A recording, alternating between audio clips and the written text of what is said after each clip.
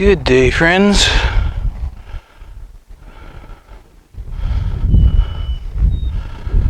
Back to plant out the gardens. I've got both compost bins finished up. There'll be plenty there to do the potatoes, the rough compost.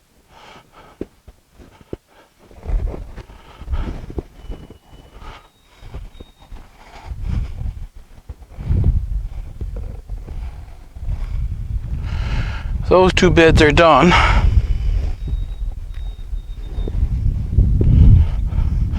That one was well amended, so he wasn't serious anyway. Of course, the onions are done, the garlic, the strawberries. So that one up there is done. And then there's the 2 carrots, you've seen me do those. And this one here, it was well amended, so I didn't get to put compost on that one. This wood bed was done last year. We supposed to core and a top of compost, remember? So I've got compost put on that one. And this is as far as I got. I didn't go all the way to the end of this bed because I'm going to have to partially close up that opening there. I do have some bricks and mortar mix, so I'll have to halfways close that up. And then there's that end, so this is where the tomatoes are going, right? So I'm hoping to get almost everything planted out that I was aiming for June the 1st to have planted out.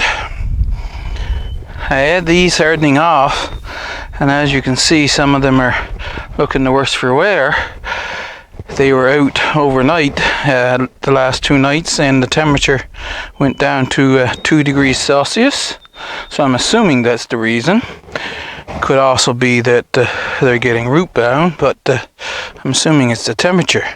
That's okay, I think they'll survive, and we'll plant those out now today. We'll put Jacob's cattle in this bed.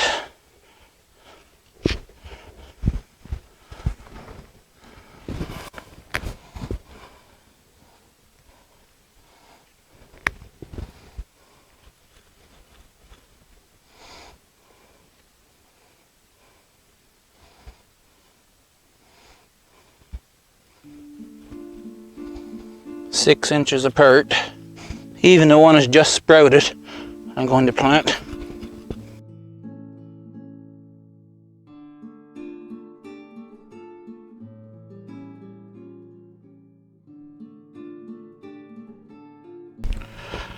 Put that there to show where the transplant portion ended. Now to direct a bunch.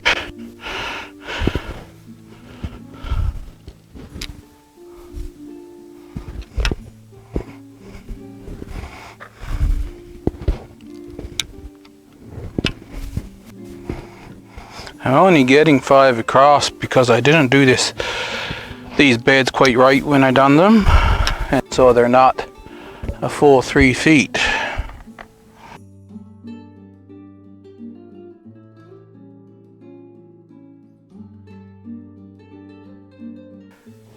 $55 direct sow and 25 transplants. So that's 70 in all. We'll put soldier bean in this one. I don't have enough seeds to fill out this bed, so this is going to be one of the beds that is going to be squash in the end.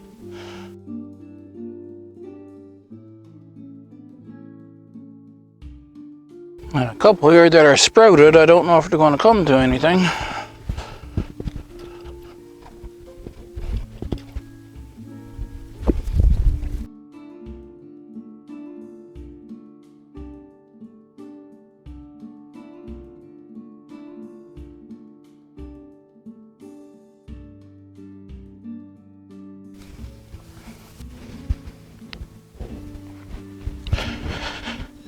We'll put black turtle in this one.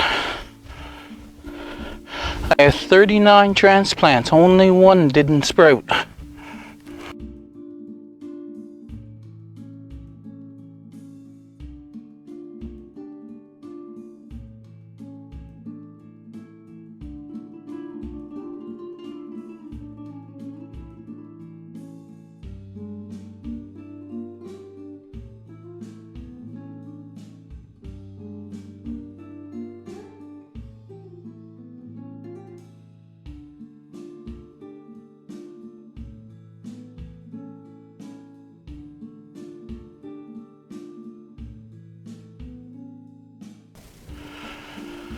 Eight rows of transplants and 7 rows of direct sow. This is Tiger's Eye, another one where I don't have many seeds, but I do have a full tray of transplants. It's so nice to have that layer of compost on top of the soil. The 2 beds that I didn't have compost on, the soil was much harder right to start with. There's not actually a deep layer of compost on this one, so I'm going down into the soil, but the soil itself is much softer than what it was over in the other 2 beds.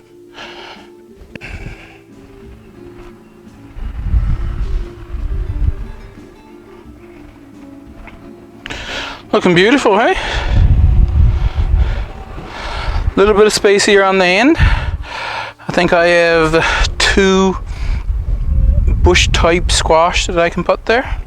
And I have to move my sign in a little bit.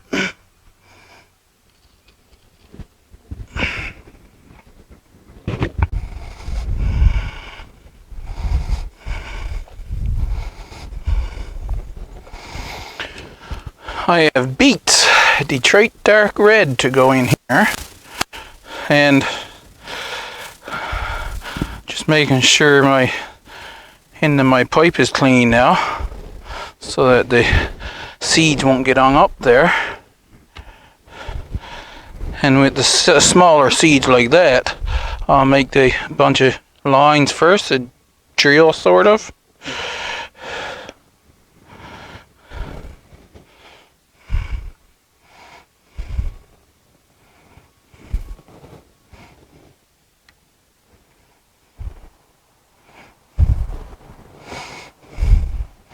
And that plant is the flowering plant for Brussels sprouts. Going to see what shall become of it.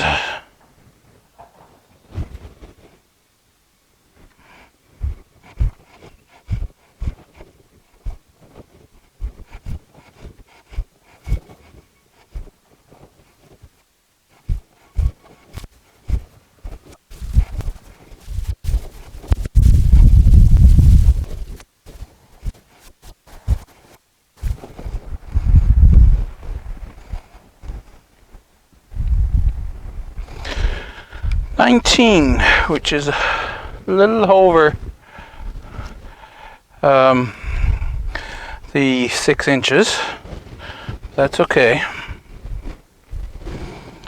Beets get planted approximately 2 inches apart.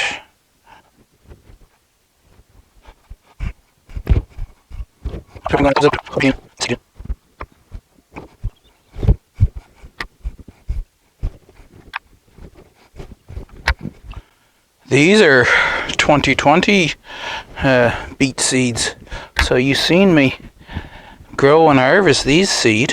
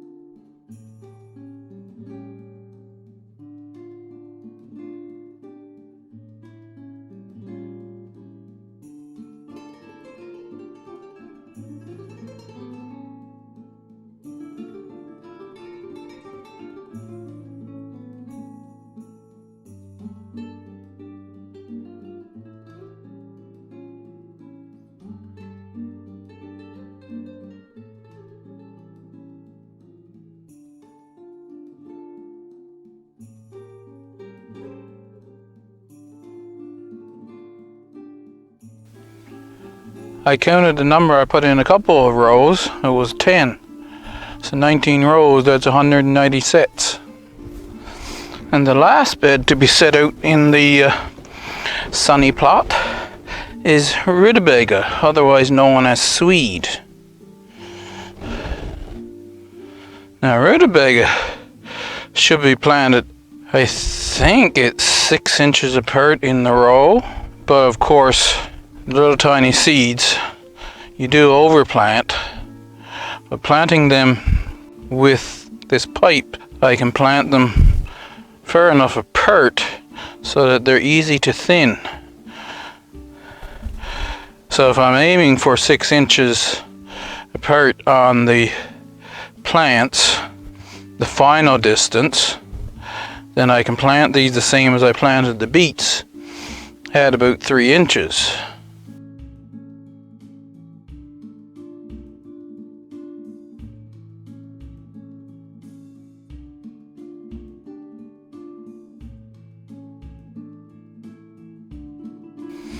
And that bed there with the fork stuck in it and the 3 rows of cabbage family plants in the back end, I'm going to put rutabaga in there. I think I have another sign. Let's see. Yes, I do.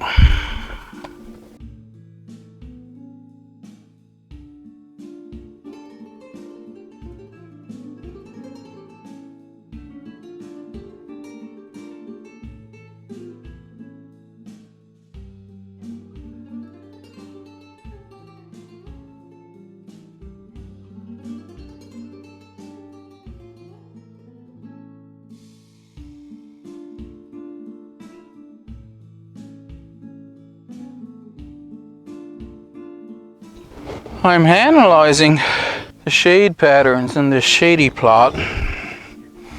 I didn't know what I was going to put here. I have the cabbage family plants put elsewhere now. I've decided to plant some chickpeas. Oh, just reading the packet, there is hardy to zone 4, minus 34 degrees Celsius. So I don't know how this is going to go, but I'm going to plant them out and see what happens. I'll just plant them like I would plant any other bean.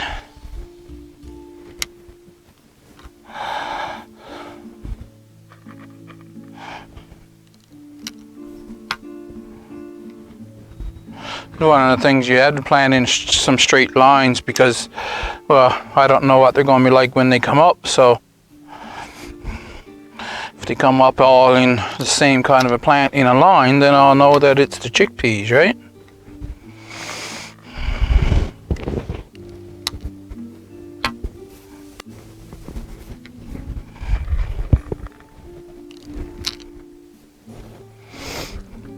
"15 rows, so that's 150 sets.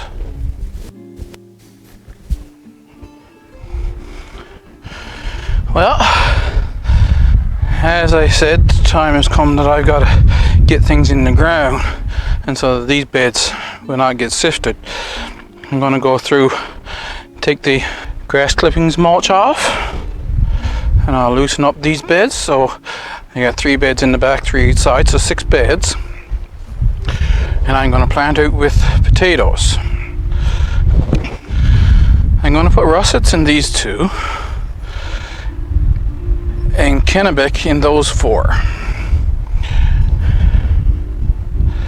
As far as this bed goes, well, you can see how many dandelions is growing up through it, but there's also grass. I have been disappointed in my attempts at making no-dig beds. These were the first 2 no-dig beds that I made, and as you can see, grass just invaded it, and the stinging nettles. They both run by rhizomes, of course. It's been a problem right from the beginning. In the planting out cabbages video, you've seen the weeds that was in this one. Once again, a no-dig bed, and some of the more pernicious weeds, they take over in no time. the cardboard is not even decomposed, and there's weeds just covering this. It was very difficult, actually. Well, I mean, I can pull up the weeds from the top, but I couldn't get any deep-rooted weeds.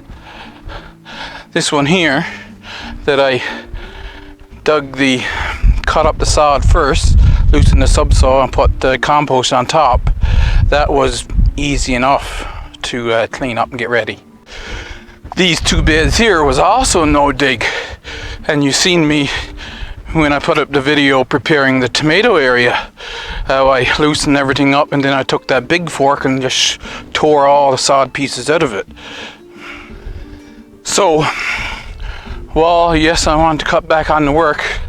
I'm not going to try to do a no dig for a potato bed there. I'm going to cut up the sod, and I'm going to take material from that one and put there. Then I'll cut up the sod here and redo that bed. Once I got the sod cut up, see, I'll loosen up the subsoil and lay out the potatoes, and then I just need 4 inches of compost to go on top. But that's going to be later, and I'm going to plant red potatoes in there then.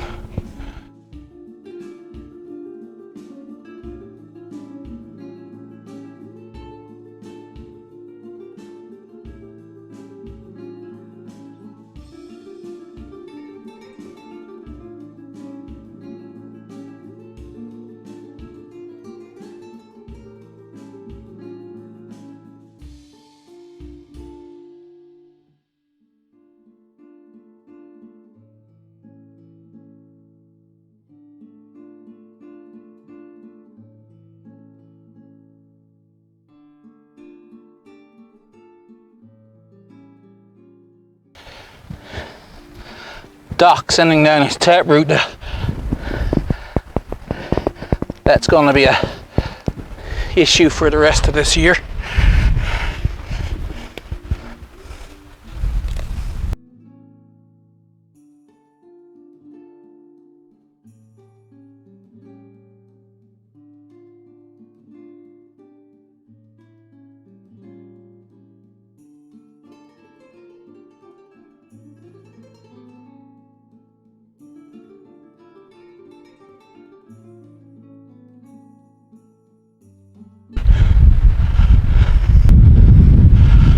There, so loose and raked over. Those two actually have quite a lot of organic matter in them. It's only that one down there that needs organic matter. And these three here, now I'll lay out the potatoes where they're supposed to go. Now to lay out the potatoes.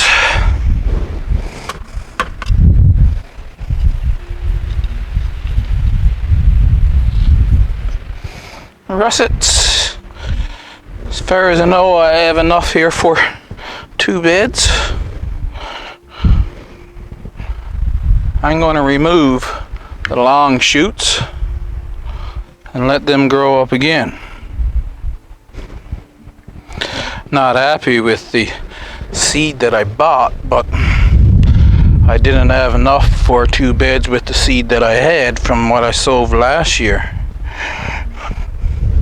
My seed is starting to get long ones on and time to get them in. 10, that makes 30.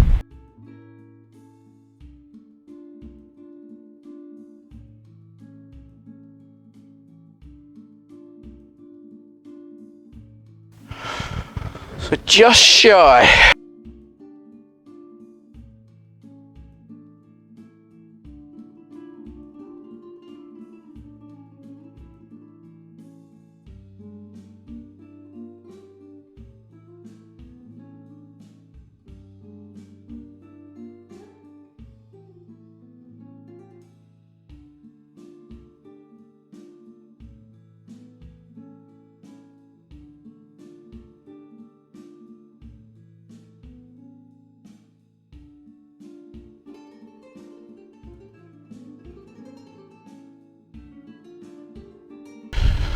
Apparently I didn't have enough for 5 beds. What I have left is a few little tiny potatoes. So here we are. We just got a couple tiny ones that you probably can't see on the screen in the back here. But this is what I was talking about. I didn't like the seed potatoes I bought. They're all shriveled up. Some of them gone like this one here, see, really soft. Whereas mine are still quite firm.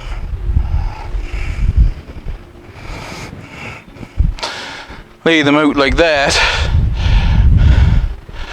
1 foot apart in all directions, and I get 10 or 11 rows on the bed, depending on exactly, because I just eyeballed it, right?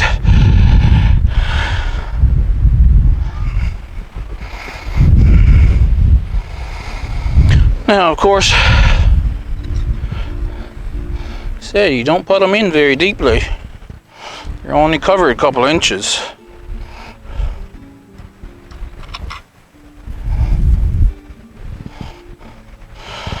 And when they come up, I'll mulch them with grass clippings.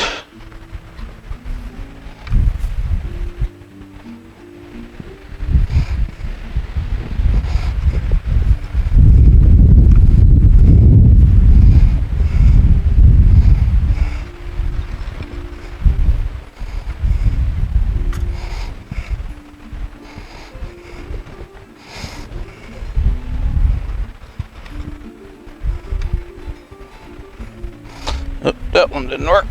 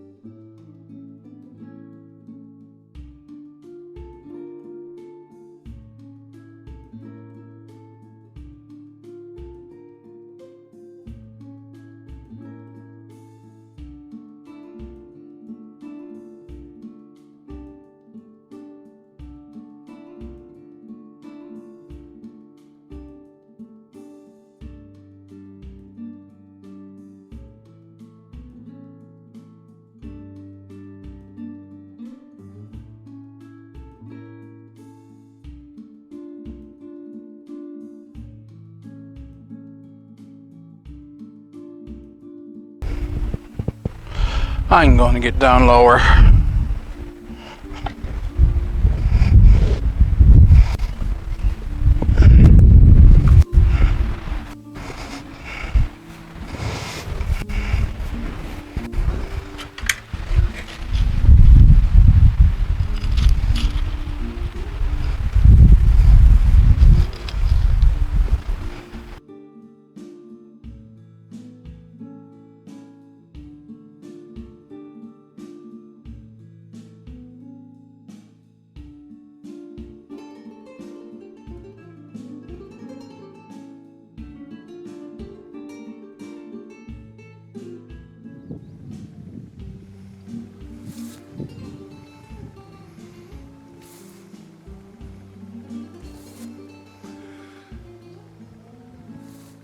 I'm all caught up for what I was aiming for the 1st of June. Except for the red potatoes, that is. Hope you enjoyed it. Don't forget to hit the like button and leave me a comment. If you're in the boreal forest region, where's your garden sitting on in early June? See you in the next video.